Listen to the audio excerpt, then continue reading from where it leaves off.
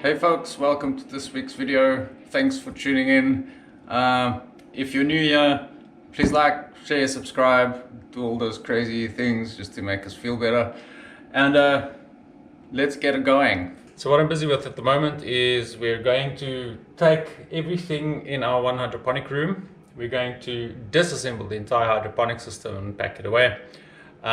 We need the space for our mushroom production. We're going to then move the mushroom fruiting area over to this room, and then the current mushroom fruiting area will become a substrate colonization area.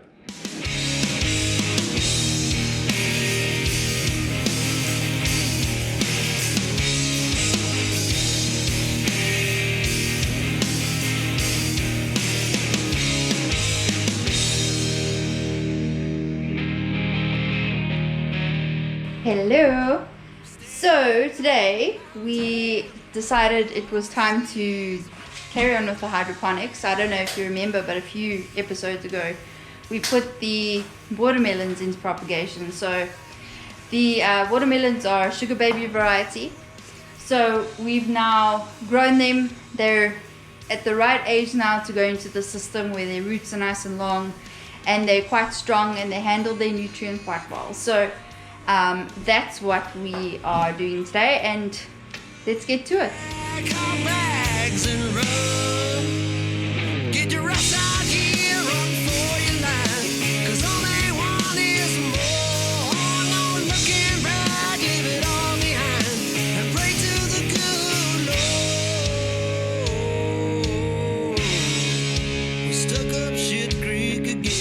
I know it's a greenhouse, but I don't think I'll ever get used to putting in a hose pipe indoors and running it through and then letting it go into something. So we're busy filling the reservoir container,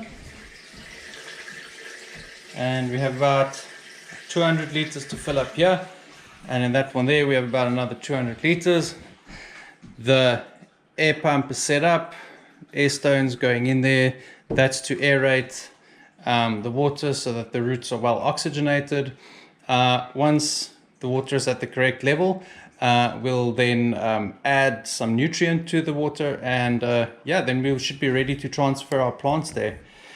You'll also notice that that we've put the lids upside down just because the lids are domed. This gives it a little bit less room between where the actual pot is going to go and where the water level is going to be. Wow! That's some serious roots here. Wow! The clowns don't seem to give a damn.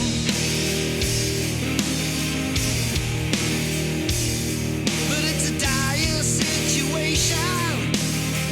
They call this the giant oyster mushroom. I can think of a different name. Anyone want to guess what the name is? Okay, so the plan is, what we're going to do is, we don't want to disassemble the entire tent because it's just way too much work and there's some wiring attached to it and everything. So we've taken off what we think is necessary, and the idea is that I take out all these supports in the middle and basically let the tent go down all the way so that it's flat, and then we should be able to take it and maneuver it to the other room. Will it work? Who knows? So I'm going to go into the tent and start taking out pillars. I'm going to record, so when it caves in on him, we've got footage.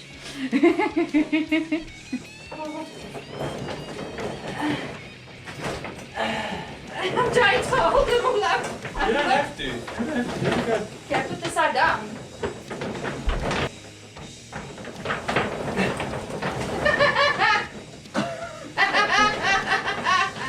That's why I wanted footage when it caved. More man. Alright, so you want to put that corner back on?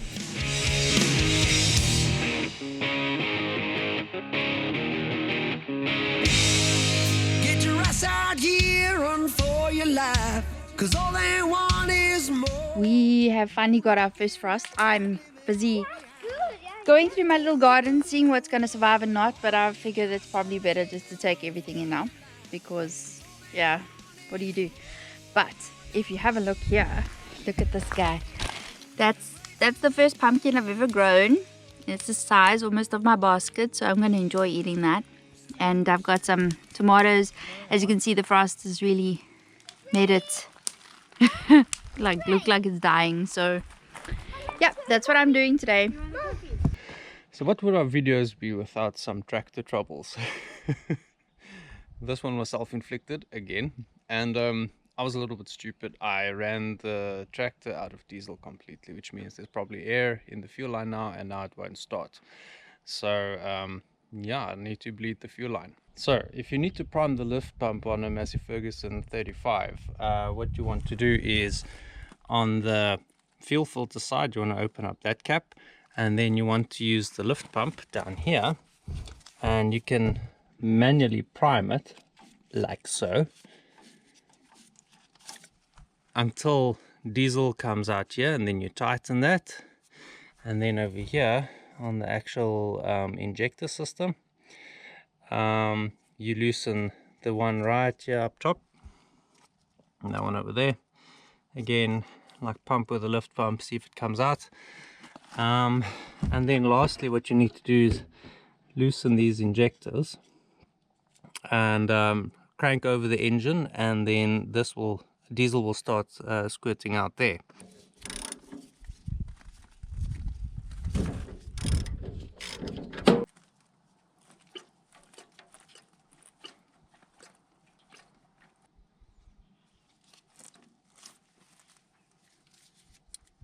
So we're all primed up, and now we can see if she fires up.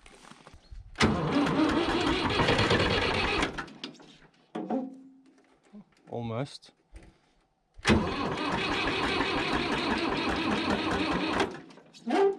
Let's try priming again.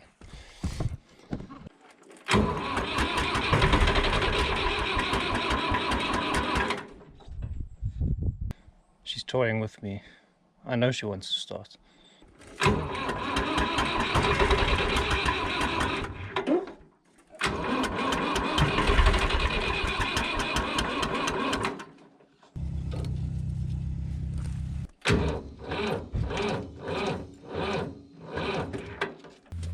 So we've had the tractor on charge now, and also we had some rain and I just covered it up a little, but let's see if it starts.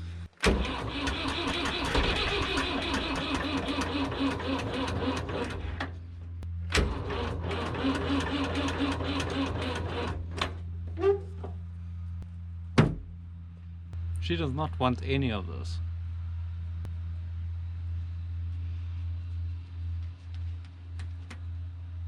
Back to priming it again? I don't know. Okay, so I'm going to start at the top again. I'm going to prime the fuel filter housing. Then I'm going to prime the lower injector pump. Then I'm going to prime the upper injector pump. Then I'm going to prime each injector.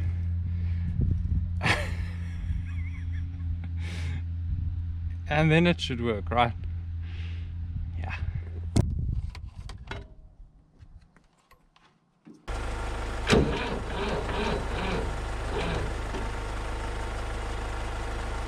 Yeah, so I went to go and get new batteries at Biltema.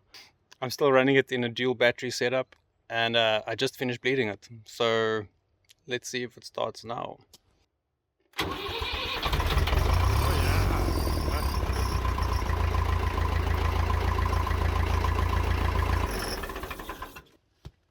So it works. It's just amazing. Like, you put the new batteries in and this thing just like I've never heard the starter on this tractor run like that. The old batteries must have been pretty bad.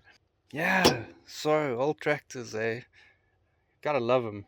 As much crap as I think that this tractor gives me, this is the actual first real crap it did give me. And to be fair, it's just my fault, you know. And I shouldn't have run it without diesel, and I probably shouldn't have taken it out on the wet field. And, you know, take ownership of your problems, guys.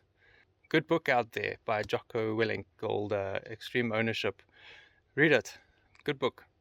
So I decided this morning that it's time to put on the snow chains for the tractor, and even though snow is probably more than a month away, probably a month and a half, there's no reason we can't put it on yet. Our ground here is very soft, and they won't wear out prematurely. And I'd rather get that done and out of the way now that the tractor's working.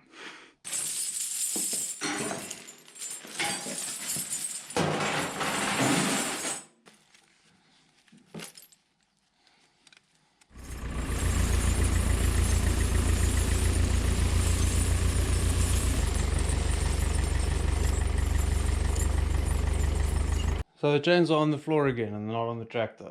What happened is when I was reversing the tractor out, I don't know, something went wrong. It hooked on the fender, and I think it's maybe my fault.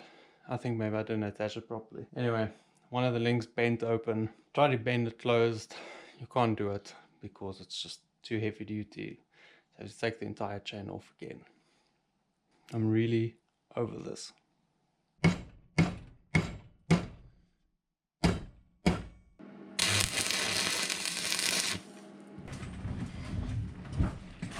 So these, they can definitely be a little bit tighter. I'll check how they perform and then I'll adjust them accordingly as we carry on. The important thing is that that's done now. I think it's time to maybe just grill some marshmallows with the kids and relax a little. For many years, South Africans have dealt with their anger and frustrations by burning things, be it tires, houses, and sometimes even just burning wood and putting a piece of meat on, having a nice braai. It all helps. So that's it for this week, folks. Thanks for tuning in, and please subscribe if you haven't already, and if you haven't, please stay tuned and keep following us, and we will catch you guys next week.